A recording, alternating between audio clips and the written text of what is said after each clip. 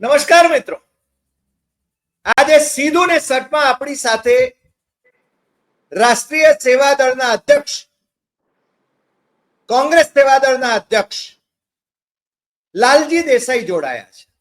આપણે એમને વિનંતી કરી હતી, કારણ કે શનિવારે લોકસભામાં વિપક્ષના નેતા અને કોંગ્રેસના પૂર્વ પ્રમુખ રાહુલ ગાંધી ગુજરાતના દૂધ ઉત્પાદકોની માગણીઓના સંદર્ભમાં એમની વારે ધાવવા માટે, એમને સપોર્ટ કરવા માટે ગુજરાતની સહકારી ડેરીઓમાં ચાલી રહેલા કૌભાંડો, એની સામેની દૂધ ઉત્પાદકોની લડત જે છે એને ટેકો આપવા માટે ગુજરાત આવી રહ્યા છે.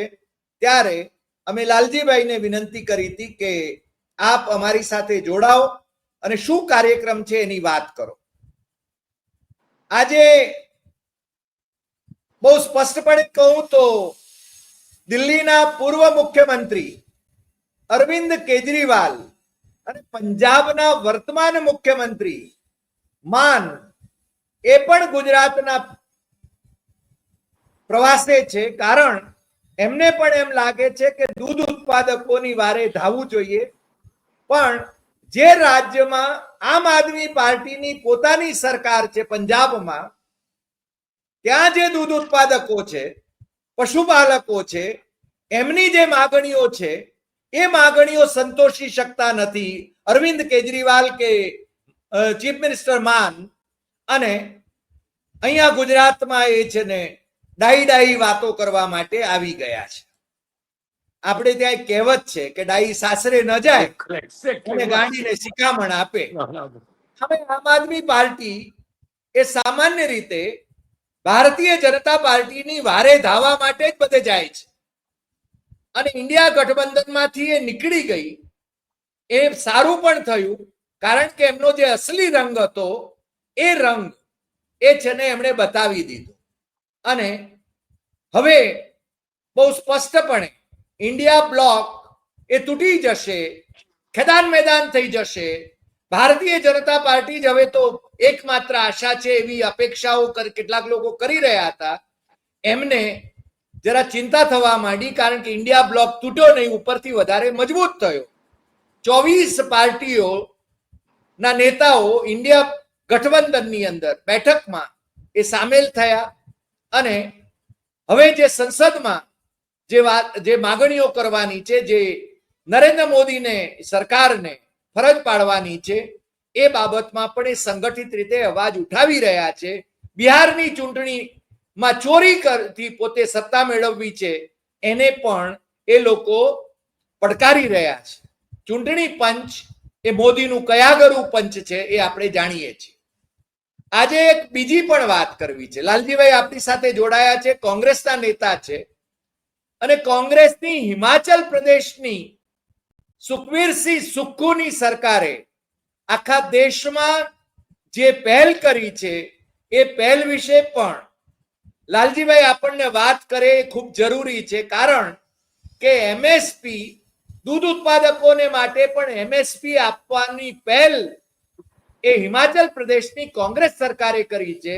અને ગાયના દૂધના મિનિમમ 51 રૂપિયા લીટરના, ભેંસના દૂધના મિનિમમ 61 રૂપિયા, બકરીના દૂધના 70 રૂપિયા પાયલટ પ્રોજેક્ટ તરીકે એમણે છે ને જાહેર કરેલા છે.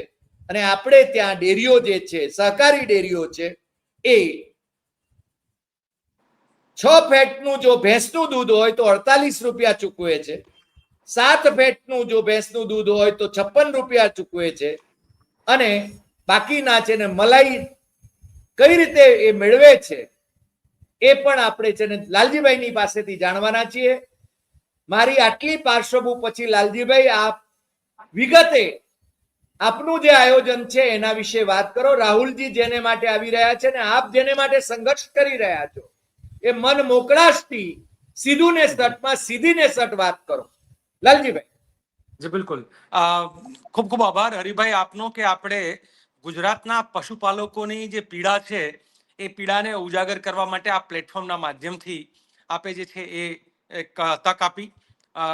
ગુજરાતના દૂધ ઉત્પાદકો પશુપાલકો જે છે એની વર્ષો પહેલા પીડા જોઈ. પોલ્સન ડેરી કે જે ગુજરાતના દૂધ ઉત્પાદકોનું શોષણ કરતી, એની શરતોએ દૂધ ખરીદતી, એના શરતોએ એ હંમેશા ભાવ કેટલો આપવો ના આપવો, કેટલું દૂધ લેવું ના લેવું, આ બધાથી ત્રાહિમામ થઈને ખેડા જિલ્લાના દૂધ ઉત્પાદકો એ વખતનો, કારણ કે આણંદ અને ખેડા જ્યારે સાથે હતું ત્યારે એ બધા દૂધ ઉત્પાદકો સાથે મળીને સરદાર પટેલને મળ્યા.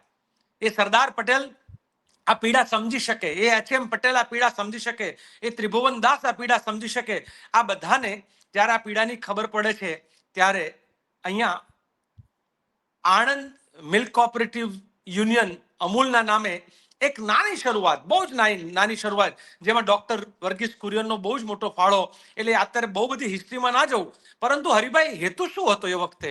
હેતુ એ હતો કે દૂધ ઉત્પાદકોના ભાવ દૂધ ઉત્પાદકો નક્કી કરશે, પોલ્સન ડેરી નહીં.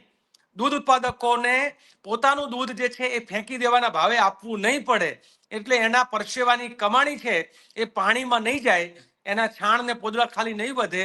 એ પ્રકારે આખું દૂધ ઉત્પાદક સહકારી આખી પ્રવૃત્તિ શરૂ થઈ, જે ધીમે ધીમે સમગ્ર ભારતમાં શ્વેત ક્રાંતિ તરીકે ઓળખાઈ, જેની શરૂઆત ગુજરાતે કરી અને ગુજરાતે જેનો પાયો નાખ્યો. આજે આ શ્વેત ક્રાંતિ ગુજરાતના લોકો માટે ભ્રાંતિ સાબિત થઈ રહી છે, પશુપાલકો માટે. એટલે જે ક્રાંતિ હતી એ ભ્રાંતિ બની જાય એવી સ્થિતિ અત્યારે પહોંચ્યા છે. શું કામ? કારણ કે મૂળ જે હેતુ હતો કે દૂધ ઉત્પાદકોનું શોષણ ન થાય, એને પોષણક્ષમ ભાવ મળે, પછી જે વેપાર થાય એમાંથી જે નફો થાય તો એ નફો પણ દૂધ ઉત્પાદકોને પાછો મળે. શું થયું? આજે એક એવી અધોગતિ તરફ છેલ્લા 2 દાયકામાં, વધારે આમ તો 3 દાયકાથી આ શરૂ થઈ હતી આ પીડા, પણ છેલ્લા 2 દાયકાઓમાં, અને એમાંય ધીમે ધીમે આ છેલ્લા દાયકાની અંદર તો આ પીડા જે છે ને એકદમ સૂળ બનીને અત્યારે જે છે એ લોકોને વાગી રહી છે. એમાં શું થઈ રહ્યું છે હરિભાઈ? ગુજરાતના આ એકમાત્ર પેદાશ એવી છે જેનો ભાવ સરકાર નિયંત્રણ કરે છે. શાકભાજીનો ભાવ સરકાર નિયંત્રણ નથી કરી શકતી, એમાં મિનિમમ નક્કી થઈ શકે, મેક્સિમમ નહીં.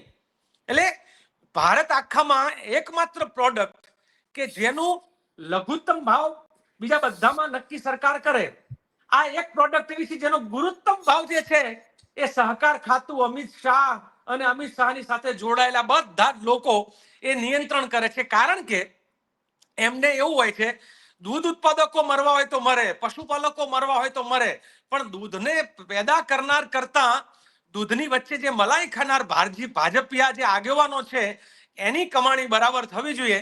એટલે દૂધ વાપરનાર પણ ભોગ બને છે અને દૂધ પેદા કરનાર પણ ભોગ બને છે. આ બે વચ્ચેની જે મલાઈ છે, અત્યારે હું આંકડા જોતો હતો ગુજરાતમાં દૂધ કરતા ખાણ મોંઘું. આ કેવી રીતે શક્ય બને કે જે તમારું આઉટપુટ મોંઘું હોય અને ઇનપુટ મોંઘું હોય? ખાણના ભાવ તો કે કપાસિયાનો ખોળ તો 45 થી 50 રૂપિયા પર કેજી, ગાયના દૂધનો ભાવ તો કે 30, 32 ને 33, 35, ભાવ વધારા સાથે 38. આ દશા છે ગુજરાતના ખેડૂતોની. ભેંસોનો દૂધનો ભાવ તો કેટલો? તો કે 45, 50, 55 દૂધના ભાવ વધારા સાથે પાપડી ખવડાવો 50 રૂપિયાની, દૂધ વેચો 50 રૂપિયે. એટલે પેલું નથી કહેતા કે ગાય દોઈને કૂતરાને પાવાળું, આપણી ગુજરાતી કહેવત છે.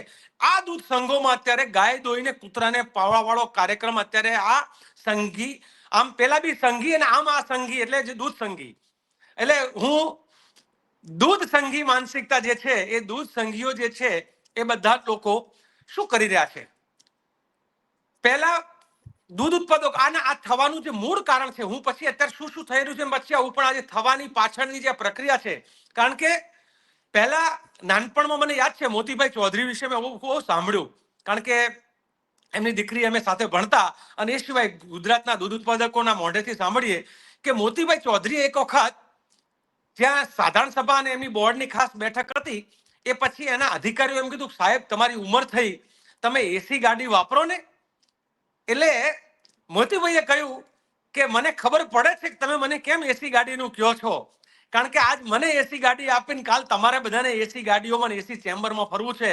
ભાઈ આ ખરા તડકે, વરસતા વરસાદે, કડકડતી ઠંડીમાં, વહેલી સવાર હોય કે બપોર હોય, આ રાત દાડો પરસેવો પાડતી મારી બહેનો અને મારા ખેડૂત અને માલધારી ભાઈઓ જે છે ને, એના પરસેવાની કમાણી છે, એમાં હું એસી ગાડીમાં ના બેસી શકું. આ મોતીભાઈ ચૌધરી હતા, આ માનસીભાઈ હતા, આવા ત્રિભુવનદાસ હતા. આ બધાની સામે અત્યારે શું થઈ રહ્યું છે? આવા ગલબા કાકા હતા. અત્યારે હે આવા ગલબા કાકા હતા. હા, ગલબા કાકા હતા જે બનાસકાંઠા બનાસ ડેરીના ગલબા કાકા હોય કે મહેસાણાના માનસીભાઈ કે મોતીભાઈ હોય કે અહીંયા ત્રિભુવન દાસ ને એચએમ પટેલ હોય કે ડોક્ટર વર્ગીસ કુરિયન હોય, આ જે બધી વિભૂતિઓ મહાત્મા જેને કહેવાય ને કે આપણને આજે બી એમ થાય કે કેવા ગજાના માનવી કે જેને પશુપાલકોની પીડા ન થાય એને એટલા માટે થઈને પોતે પીડા ભોગવતા. અને અત્યારે હરિભાઈ દુઃખ સાથે કહેવું પડે, અરબો ને ખરબોમાં રાચે છે ગુજરાતના દૂધ સંઘના ડાયરેક્ટરો. એ દૂધ સંઘના જે ડાયરેક્ટરો અરબો ને ખરબોમાં જે રાચી રહ્યા છે, હેલિકોપ્ટરોમાં જે ઉડી રહ્યા છે, 2-2 કરોડની ગાડીઓ, બારદાનનો વેપારી કોઈ સાધુને ભેટ ધરી રહ્યો છે. આ બધી જ કમાણી છે ને એ વહેલી સવારે 4 વાગે ઉઠતી મારી બનાસકાંઠા કે સાબરકાંઠાની, અરવલ્લીની, મહેસાણા પાટણની કે સમગ્ર સૌરાષ્ટ્રની કે આદિવાસી પટ્ટાની એ બહેનો છે કે જે પોતાની રાતની ઊંઘ બગાડીને પણ પશુઓને સાચવે છે. અને પછી એના ભાગમાં શું આવે છે તો કે સાબરકાંઠામાં પોલીસોની લાઠીઓ અને અશ્રુ ગેસના ગોળાઓ. આ દૂધ ઉત્પાદક સંઘોની ચૂંટણીઓ પહેલા વિચાર તો કરો હરિભાઈ, મને યાદ છે હું નાનો હતો ત્યારે મારા બાપુજી પણ આ દૂધ સંઘની પ્રવૃત્તિઓમાં સક્રિય હતા. કોઈ દૂધ મંડળીનો પ્રમુખ બનવા રાજી ના થાય કે ના ભાઈ તું જવાબદારી સંભાળ. સંઘના ડિરેક્ટર પણ સામેથી કહેવું પડતું, મોતીભાઈ પણ સામેથી કહેતા કે ભાઈ ફલાણા ભાઈ તમે જવાબદારી લો ને, આ તો આપણી સમાજ સેવા છે. દૂધના સંઘના ડિરેક્ટર એટલે સમાજની સેવા હતી. અત્યારે મેવાનો કાર્યક્રમ થઈ ગયો છે, સેવા સાઈડમાં છે અને દૂધની મલાઈના મેવા ખાવા માટે ચૂંટણીઓ થાય. એમાં 2 પ્રક્રિયાઓ મને તો સમજની બહાર છે. આ દૂધ સંઘ જે છે એ સમગ્ર રીતે રાજનીતિથી પર એવું એના બંધારણમાં છે કે આમાં રાજકીય હસ્તક્ષેપ ચલાવી લેવામાં નહીં આવે. એટલે કોઈ પાર્ટીનો હસ્તક્ષેપ ક્યારેય નહોતો. એના બદલે અત્યારે ભારતીય જનતા પાર્ટી એની પેનલને મેન્ડેટ આપે છે અને મેન્ડેટથી લોકો જેને મેન્ડેટ મળ્યો હોય એને આપવાનું. એનો મતલબ શું થયો કે સપોઝ હું ડાયરેક્ટર બનવા માંગતો હોય તો મારી વફાદારી મેન્ડેટ આપનાર માટેની હોય, મારી વફાદારી પેલા પરસેવાની કમાણી કરીને દૂધ પેદા કરનાર જે છે એની સાથે ના હોય. પહેલા આખું બોટમ અપ પ્રોસેસ હતી. એટલે ગુજરાતના દૂધ સંઘો જે છે એ માત્ર ને માત્ર પોલિટિકલ પાર્ટીના અખાડાઓ જ નહીં, પરંતુ શંકરભાઈ ચૌધરીને જ્યારે મોટું મહાસંમેલન કરવું હોય, નરેન્દ્રભાઈને બોલાવવા હોય, અમિતભાઈને બોલાવવા હોય, કે પછી અશોકભાઈ ચૌધરીએ સંમેલન કરવા હોય, કે પછી અત્યારે સાબરકાંઠા વાળાએ કરવા હોય, કે પછી આણંદમાં કે સુમુલમાં કે આખા ગુજરાતમાં દૂધ સંઘના ખર્ચે રાજકીય સંમેલનો કરવાના. આ ખર્ચ કોના પેલામાંથી જાય? આ ખર્ચ જે છે એ દૂધ પેદા કરનારનો જાય છે. એ લોકો જે વિમાનોમાં ઉડી રહ્યા છે, હેલિકોપ્ટરમાં ઉડી રહ્યા છે, એ લોકો જમીનોના ધંધામાં જે પૈસાનું રોકાણ કરી રહ્યા છે ને ભાઈ, મને તો ક્યારેક એમ થાય કે એક ગૃહપતિ તરીકે કામ કરનાર વ્યક્તિ, એક સામાન્ય ખેડૂત તરીકે કામ કરનાર સુરેન્દ્રનગરનો વ્યક્તિ, કે એક બનાસકાંઠા ડેરીમાં ગૃહપતિ તરીકે કામ કરનાર વ્યક્તિ આજે અરબો ને ખરબોમાં જે રાચી રહ્યા છે બધા જ લોકો, કે પછી પંચામૃતના અત્યારના ચેરમેન કે જે એક સામાન્ય કોન્સ્ટેબલમાંથી અહીં સુધી પહોંચ્યા, આ બધા જ લોકો કોના પૈસાની કમાણી છે એ તાગડ ધીન્ના કરે છે ને એટલે પશુપાલકો હેરાન થઈ રહ્યા છે. અને એના લીધે અને આ ક્યાં ક્યાં કમાય છે? આ લોકો કમાય છે સાગર દાણની, કે દાણ જે બનાવે, અમૂલ હોય, સાગર હોય, સાબર હોય, બનાસ દાણ હોય, કે પછી આ બધા દાણ, આ દાણની ખરીદીમાં કમાય છે. એટલે ઇનપુટમાં પણ કમાણી, એ આઉટપુટમાં પણ કમાણી. ગુજરાતમાં રોજનું 1.25 કરોડ લીટર દૂધ મધ્યપ્રદેશ, રાજસ્થાન અને મહારાષ્ટ્રમાંથી આવે છે. અને આ લાવનાર સાગર, સાબર, બનાસ અને પંચામૃત આ 4 ડેરીઓ જ લાવે છે. અને એમાં 1 લીટરે 2 રૂપિયાનું કમિશન બધાને ખબર છે. મને તો અમુક ડેરીના સંઘના ચેરમેનોએ કહ્યું કે લાલજીભાઈ, સૌરાષ્ટ્રના સંઘના ચેરમેનોએ કહ્યું કે અમારી હાલત ખરાબ છે, અમે એટલે નફો નથી વેચી શકતા કારણ કે આ લોકો આ પ્રકારે બહારથી દૂધ લઈને 2 રૂપિયા કમિશન જે ખાય છે અને એમની ડેરીના નામે વેપાર કરે છે અને એની જે ખોટ આવે છે એ સમગ્ર ગુજરાતના પશુપાલકોના માથા ઉપર આવે છે. રોજના 2.5 કરોડ રૂપિયા આ 4 સંઘના ડિરેક્ટરોના ખિસ્સામાં જાય છે. એટલે પછી ચૂંટણી આવે એટલે લોકોને નહીં કહેવાનું, દૂધ ઉત્પાદકોને નહીં પૂછવાનું, માત્ર દૂધ મંડળીના પ્રમુખનો મત હોય એટલે ખબર છે કે દૂધ મંડળીનો પ્રમુખ એટલે કેટલાનો ગ્રાહક, તો કે શરૂઆતમાં 1 લાખનો, અને ચૂંટણી નજીક આવે અને ખેલ કટોકટીનો થાય તો કત્લની રાત જેવું ચૂંટણીઓમાં એ કતલની જે 2 રાતો હોય ત્યારે 5 લાખ રૂપિયા ભાવ બોલાય છે દૂધ મંડળીના એક મતનો. એક મતનો 5 લાખ રૂપિયા ભાવ. મત વધી ના જાય બીજા લોકોના એટલે ઓડિટરોનો ઉપયોગ કરવાનો, નવી મંડળીઓને રદ કરવાની, લોમાં લઈ જવાની, એને ખતમ કરી નાખવાની, આવી પ્રવૃત્તિઓ અમદાવાદ જિલ્લા દૂધ સહકારી સંઘમાં ચાલે. અમારે એક સરતનભાઈ ભરવાડ કરીને જે હતા ભડાણા ગામના, તો એ સરતાનભાઈની આખા પટ્ટાના ભરવાડ સમાજની મંડળીઓ એટલે બંધ કરી નાખી કે સામે કોઈ વિરોધમાં ના આવવો જોઈએ. એટલે તમે દૂધ સંઘમાં વિરોધીઓને ખતમ કરી નાખો. જે નરેન્દ્રભાઈ અને અમિતભાઈ સહજ રીતે પોલિટિકલ હરીફોને પોલિટિકલી અને સોશિયલી જે સંપૂર્ણપણે ચારે બાજુથી ઘેરીને ખતમ કરવાનો કાર્યક્રમ કરે, આ જ વસ્તુ દૂધ સંઘમાં થઈ રહી છે. એટલે તો મહેસાણામાં લાફાવાળી થાય છે, એટલે તો સાબરમાં જે છે અશ્રુ ગેસના ગોળા લોકો શું માંગે છે હરિભાઈ, ખાલી એટલું જ કહે છે. અને આમ તો સહકારી સંઘમાં પહેલા કહેતા કે દૂધ ઉત્પાદન જે થાય અને દૂધનું વેચાણ થાય એમાં ટોટલ દૂધ વેચાણ જે થાય એનું 70% જે છે એ દૂધ ઉત્પાદકોને પાછું અમે આપશું. અત્યારના કિસ્સામાં 70% નથી, માત્ર 55% જે છે એ દૂધ ઉત્પાદકો પાસે જાય છે. 45% જે છે એ આ બધા વચેટિયાઓ, કોન્ટ્રાક્ટરો, નેતાઓ અને દૂધ સંઘી નેતાઓ ખાઈ જાય છે. 45% ખાઈ જાય છે. લાલજીભાઈ, આમાં વચ્ચે ઇન્ટરપ્ટ કરું છું, એટલે આમ તો ઇન્ટરપ્ટ નથી કરતો નોર્મલી, પણ મુશ્કેલી એ છે કે આ પ્રકારનો કાળો ધંધો ચાલે છે. બનાવટી દૂધનો ધંધો પણ બેફામપણે ચાલેલો છે. આવી ડેરીઓના એના નેજા હેઠળ જ ચાલે છે. આપણે જાણીએ છીએ અમદાવાદ એ બનાવટી દૂધનું મુખ્ય કેન્દ્ર બની ગયું છે. અને છતાં ગુજરાતની અંદર વિપક્ષની ભૂમિકા એ છે ને, જે વોચડોગની ભૂમિકા હોવી જોઈએ એને બદલે તમે થોડા નબળા પડો છો.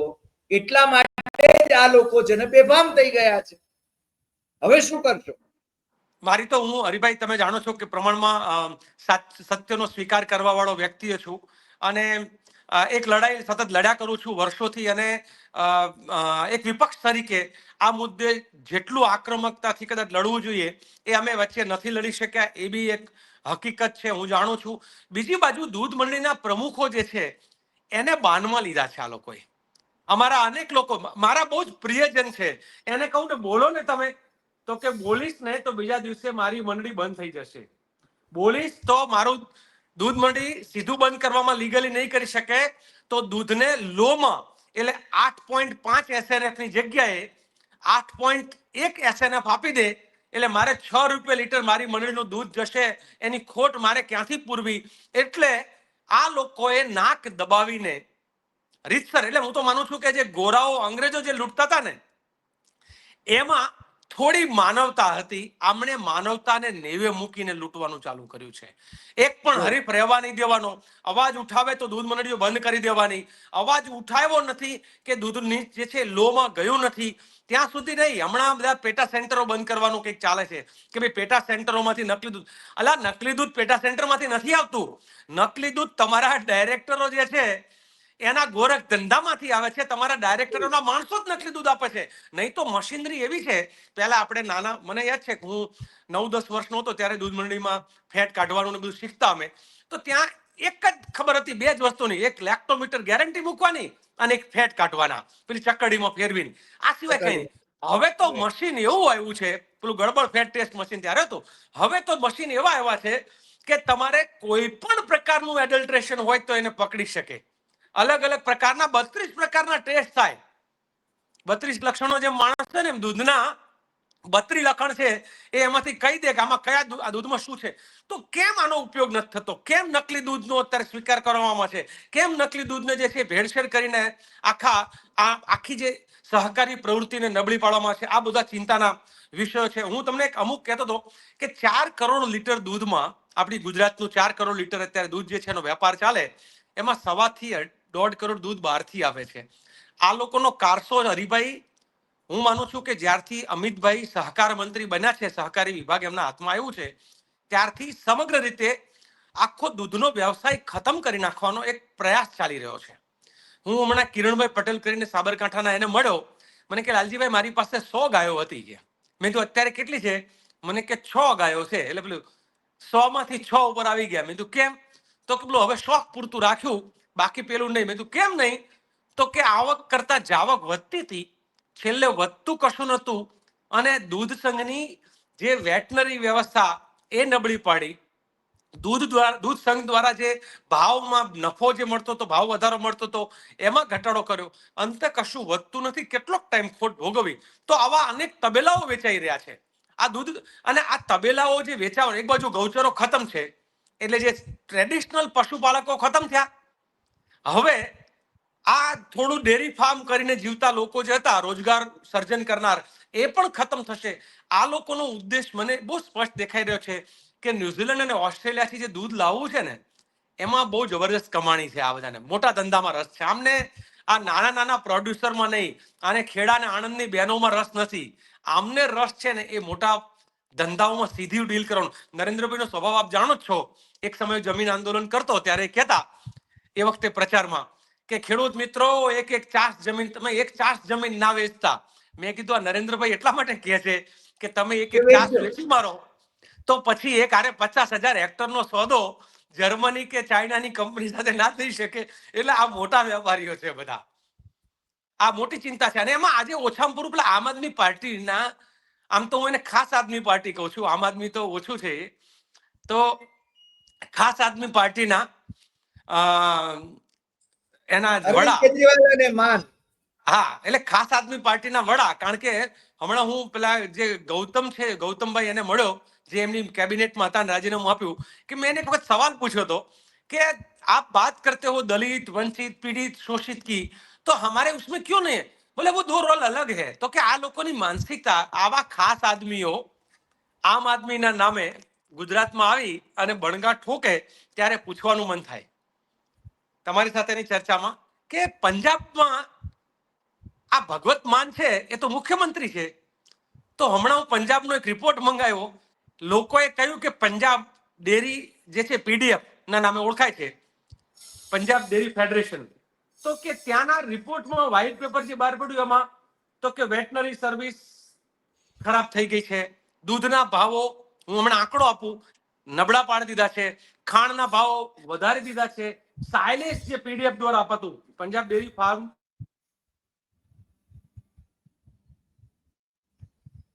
લાલજીભાઈ નું મને લાગે હા ઇન્ટરનેટ થોડું ડિસ્ટર્બ થયું. હા, પંજાબ ડેરીનું જે સાયલેજ હતું એના ભાવ વધારી દીધા. તો પંજાબ ડેરીમાં અત્યારે આની તો ગુજરાત કરતા ખરાબ હાલત છે અત્યારે. હું આંકડા તમને કહું કે અમારું આવે છે, વિડીયો બરાબર આવે છે તમારે? એકદમ એકદમ એકદમ લાઉડ એન્ડ ક્લિયર. હા, તો એ જે છે પંજાબ ડેરીનો અત્યારનો ભાવ જે છે, આપણે 8 રૂપિયા ને 20 પૈસા જે છે એ ભેંસના દૂધનો ફેટનો ભાવ આપે છે કિલો ફેટે, અને ગાયોમાં 7 રૂપિયા ને 80 પૈસા. એકચ્યુઅલ કેટલું પડે છે તો કે સીધો હાથમાં 49 રૂપિયા ભેંસનું દૂધ વેચાય છે અને 31 રૂપિયા ગાયનું વેચાય છે. નફો સાથે, ભાવ વધારા સાથે 34 રૂપિયા ગાયનું દૂધ પંજાબના ખેડૂતો આ ભગવત માનના રાજમાં એને આપવું પડે છે. એ અહીંયા વિસાવદર વાળી કરવા આવે છે. વિસાવદર વાળી કરવા આવે છે. વિસાવદર વાળી કરવા. એટલે એમ થાય તમે 53 રૂપિયા ભેંસનું દૂધ. અલા, મારા ગામના દૂધ ઉત્પાદકો, મારે પોતાનું દૂધ જોઈતું હોય તો મારા ગામનો દૂધ ઉત્પાદક મને 53 રૂપિયા ભેંસનું દૂધ ના આપે, પોસાય જ નહીં. બરાબર છે? તો તમારે એને કે બાજુમાં જ હિમાચલ છે, એક જમાનામાં પંજાબનો ભાગ હતું, એ જ હિમાચલ. અચ્છા, પંજાબમાં ઈઝી છે આમ જોવા જાય તો, કારણ કે જ્યારે બલ્ક પ્રોડક્શન હોય ત્યારે તમે વેપાર સારી રીતે કરી શકો.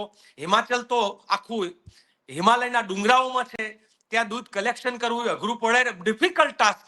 અને તેમ છતાંય ત્યાં અમારા સુખવિંદર સુખુ જે છે એ લોકોના સુખની ચર્ચા કરે, એટલે 51 રૂપિયા એમએસપી ગાયના દૂધનો આપવા માટેનું એ, એટલે ભગવતભાઈને કહેવાય કે અહીંયા ભગવત કથા ના કરો, જૈન ત્યાં પંજાબના ખેડૂતો જે છે એનું તમારે લોકોએ એ આખું વિચારવું જોઈએ કે ત્યાં તમે શું, જેમ કર્ણાટક સરકારમાં સિદ્ધારામૈયા એને પશુપાલકોની પીડા ખબર છે એટલે એને લીટરે 5 રૂપિયા સબસિડી જાહેર કરી. એવું અશોક ગેહલોત જ્યારે રાજસ્થાનના મુખ્યમંત્રી હતા તો પ્રતિ લીટર 5 રૂપિયા સરકાર સપોર્ટ કરે. આનો ફાયદો શું થાય કે ઉત્પાદકને પોસાય અને ખરીદનારને પોસાય. અને સરકાર જેમ અમેરિકામાં, યુરોપમાં ગાય રાખે તો દૂધ ઉત્પાદન કરવા માટે સરકાર સબસિડી આપે છે. આખા દુનિયાના દેશો, જે સમૃદ્ધ દેશો છે, એ પશુપાલક.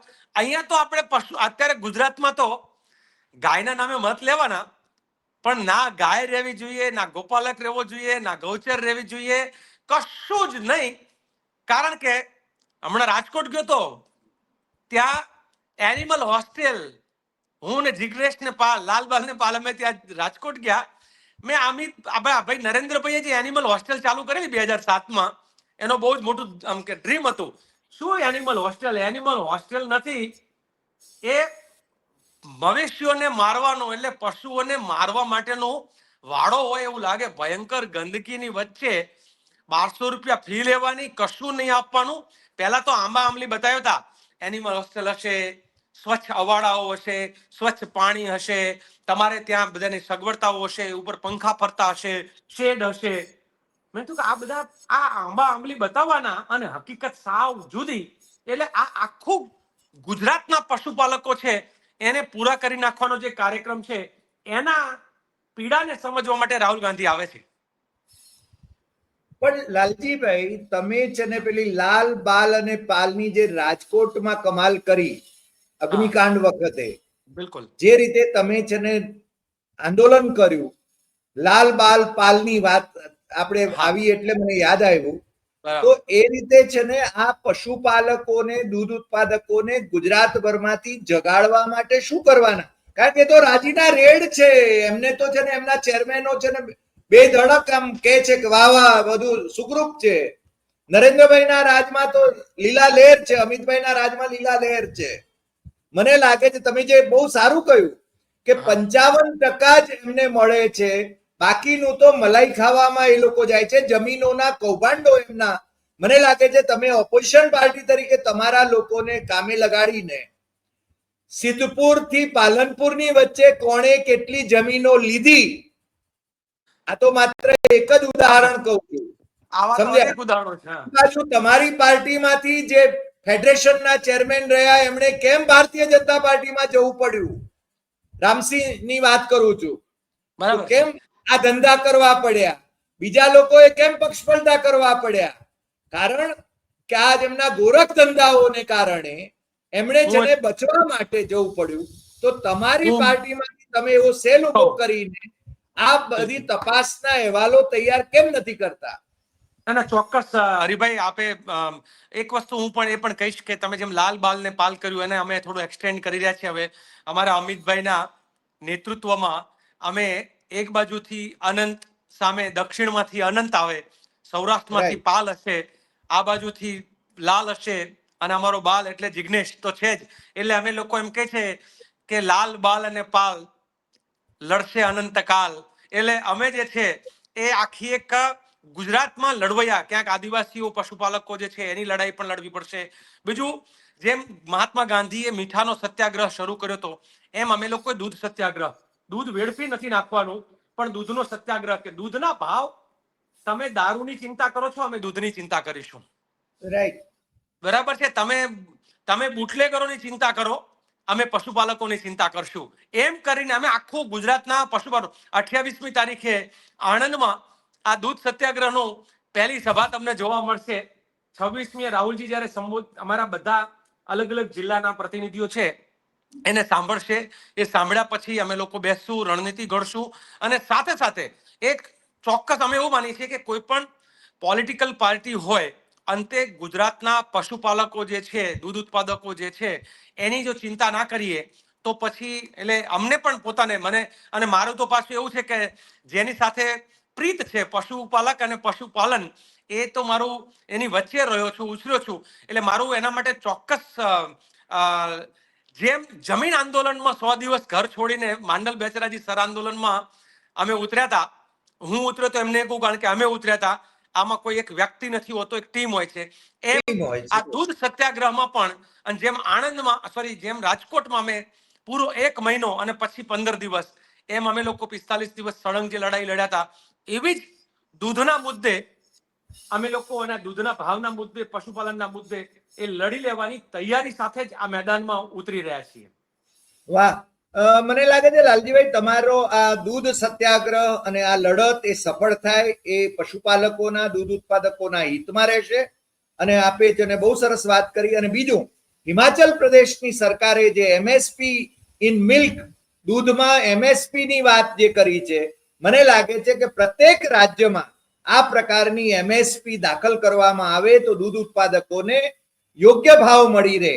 એ બાબત પણ, આમ તો છે ને નરેન્દ્રભાઈ જ્યારે ચીફ મિનિસ્ટર હતા ત્યારે છે ને ડોક્ટર સ્વામિનાથનના રિપોર્ટની દુહાઈ દેતા હતા અને વડાપ્રધાન ડોક્ટર મનમોહન સિંહને એ છે ને ભાંડ્યા કરતા હતા.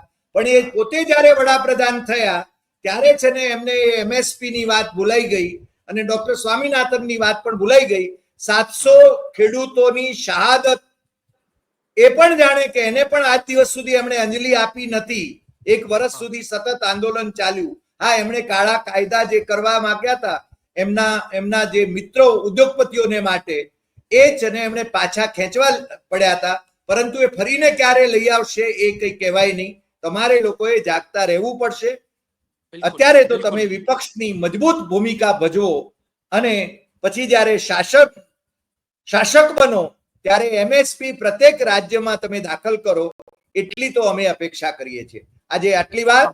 લાલજીભાઈ, આપ જોડાયા એ બદલ આપનો ખૂબ ખૂબ આભાર. અને મને લાગે છે કે દૂધ ઉત્પાદકો, પશુપાલકો, એમના માટે આજે છે ને ખૂબ સરસ તમે ચર્ચા છેડી અને વાત કરી અને ઘણી બધી નવી વાતો એ છે ને લોકો સુધી પહોંચશે. અને આ એપિસોડ, આપણો એપિસોડ, આપણા દર્શકો પણ છે ને વધુ ને વધુ શેર કરે જેથી લોકોમાં એક જાગૃતિ આવે, એટલી જ આપણી અપેક્ષા છે. આજે આટલી વાત. ફરી મળીશું નવા એપિસોડમાં. લાલજીભાઈ, આપનો ખૂબ ખૂબ આભાર. ધન્યવાદ. ખૂબ ખૂબ ધન્યવાદ. નમસ્કાર. નમસ્કાર.